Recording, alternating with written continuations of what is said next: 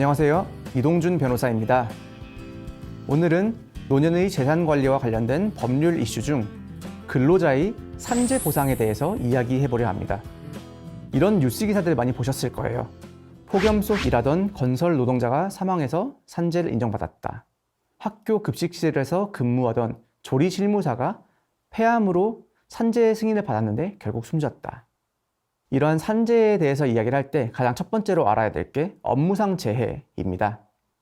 이는 산업재해보상보험법 제5조에서 정의를 하고 있는 용어인데요. 업무상 재해란 업무상의 사유에 따른 근로자의 부상, 질병, 장애 또는 사망을 말한다. 업무상 재해가 인정이 되는 기준이 또 정해져 있습니다.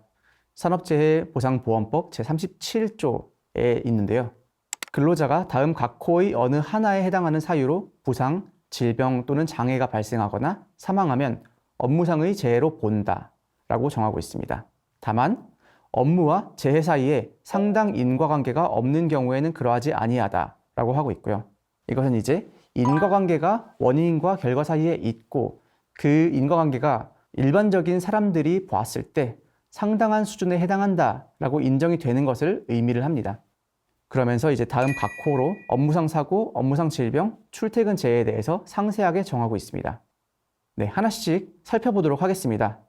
업무상 재해 중 업무상 사고입니다.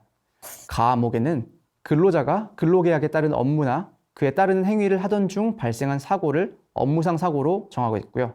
나목에는 사업주가 제공한 시설물 등을 이용하던 중 그 시설물 등의 결함이나 관리 소홀로 발생한 사고를 업무상 사고의 하나로 정하고 있습니다. 다목은 삭제가 되었고요. 라목에서 사업주가 주관하거나 사업주의 지시에 따라 참여한 행사나 행사 준비 중에 발생한 사고, 또 업무상 사고로 보겠다고 하고 있습니다.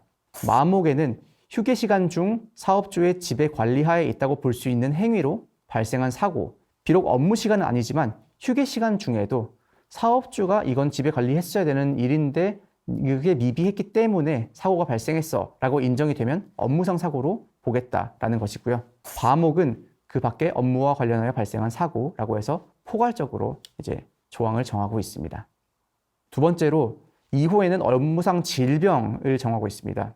과목은 업무 수행 과정에서 물리적 인자, 화학물질, 분진, 병원체, 신체에 부담을 주는 업무 등 근로자의 건강에 장애를 일으킬 수 있는 요인을 취급하거나 그에 노출되어 발생한 질병이라고 정하고 있고요.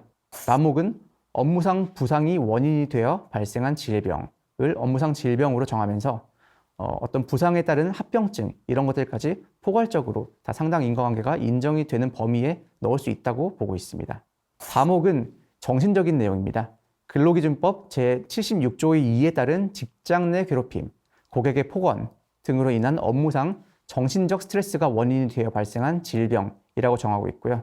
라목은 그 밖에 업무와 관련하여 발생한 질병이라고 해서 마찬가지로 여기도 업무상 발생할 수 있는 질병에 대해서 포괄적인 조항을 정하고 있습니다. 3호는 출퇴근 재해였죠. 가목은 사업주가 제공한 교통수단이나 그에 준하는 교통수단을 이용하는 등 사업주의 지배 관리 하에서 출퇴근하는 중 발생한 사고라고 정하고 있습니다. 즉 회사에서 제공한 셔틀버스 이런 것들을 이용해서 출퇴근을 하다가 사고가 났을 때 출퇴근 재해에 해당한다라고 보고 있는 거고요. 라목은 그 밖에 통상적인 경로와 방법으로 출퇴근하는 중 발생한 사고라고 해서 내가 자차로 이동을 하거나 아니면 대중교통을 이동을 하거나 이러한 것들도 다 포괄해서 사고가 발생해서 내가 부상을 입게 되거나 하는 경우에 출퇴근 재해로 인정할 수 있다라고 범위를 확장을 하고 있습니다.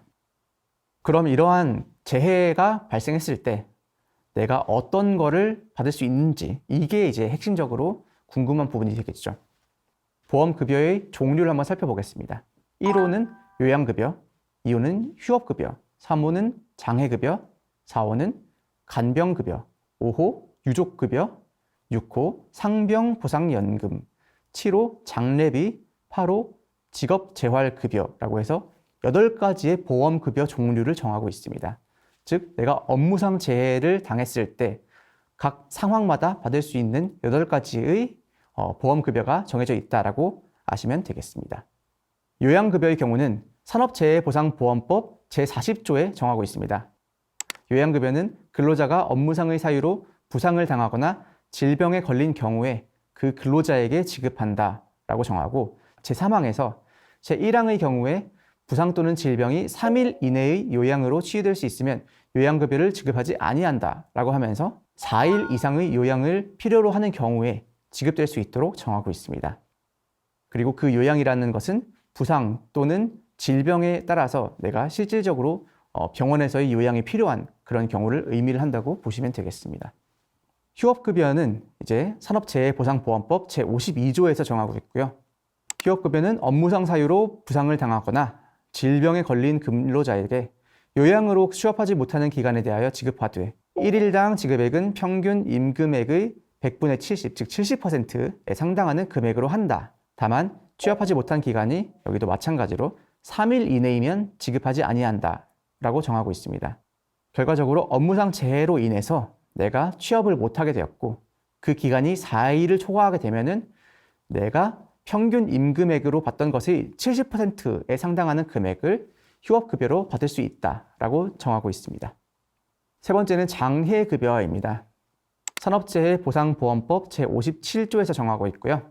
장해급여는 근로자가 업무상의 사유로 부상을 당하거나 질병에 걸려 치유된 후 신체 등에 장해가 있는 경우에 그 근로자에게 지급한다라고 정하고 있습니다.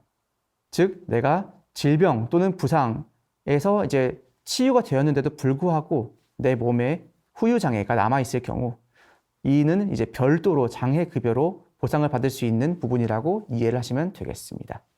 그 다음은 간병급여입니다. 산업재해보상보험법 제61조에서 정하고 있고요. 간병급여는 제40조에 따른 요양급여를 받은 사람 중 치유 후 의학적으로 상시 또는 수시로 간병이 필요하여 실제로 간병을 받는 사람에게 지급한다라고 하고 있습니다. 즉, 내가 4일 이상의 요양을 필요로 하는 부상 또는 질병에 걸리게 되고 그 후 치유가 되었는데 의학적인 소견에 따라서 상시 또는 수시로 간병이 필요하고 실제로 간병을 받았을 때 이렇게 간병급여를 받을 수 있도록 정하고 있습니다. 유족급여입니다. 산업재해보상보험법 제62조에서 정하고 있고요. 이는 근로자가 사망한 경우에 대한 조항으로 보시면 되겠습니다. 근로자가 원래 받아야 되는 사람인데 그 근로자가 사망을 하였기 때문에 불가피하게 유족에게 지급이 되는 것이라고 이해를 하시면 되는 거고요.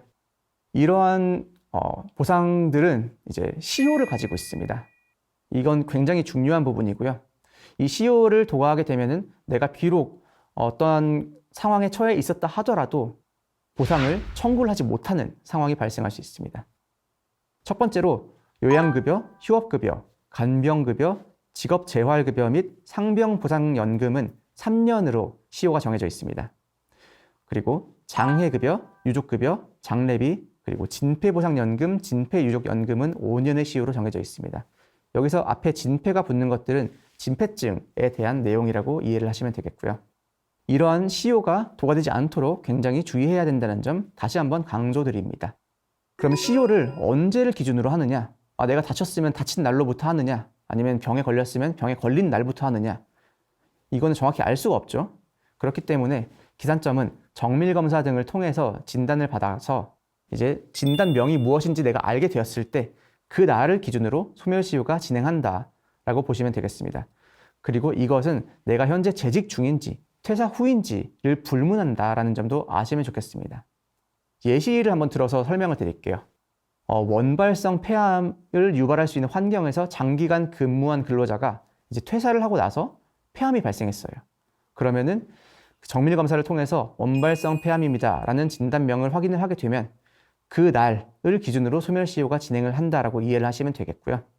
또 이런 경우가 제일 많습니다. 육체노동이 수반되는 업무를 하는 분들이 퇴직을 하신 후에 디스크나 관절염 등이 발생한 경우에도 비록 이건 이제 퇴행성으로 일부 볼 수 있겠지만 일부는 업무상으로 발생한 것으로 인정이 될 수 있고 이 경우에도 진단을 받은 후로부터 3년 혹은 5년의 기간 동안 소멸시효가 진행을 한다는 점 아시고 이제 산재보상을 신청을 하시면 좋을 것 같습니다. 그 다음은 출산 자녀의 건강과 관련된 이슈입니다. 산업재해보상보험법 제91조의 12에서 정하고 있습니다.